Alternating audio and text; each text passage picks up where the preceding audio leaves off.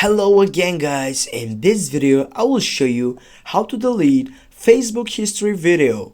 First guys, you need to launch the application and right after that click just on the three dots on your right side. Then you need to scroll down and get for settings option. Right after that you need just to scroll down and find for your information selection and click on the first section that says activity log.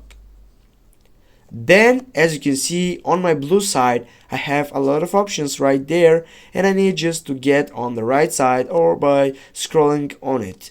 And then when I found these two by video search and videos watched, what I need to do is just simply go open it, first this one, and here as you can see I have an option for recycle bin. If I tap on this one they're gonna useful, and now here I can choose which status or which simply video I wanna just clear or delete from here. I will go with all and then I will go for the right selection or the third selection with a trash or recycle bin. Just go delete.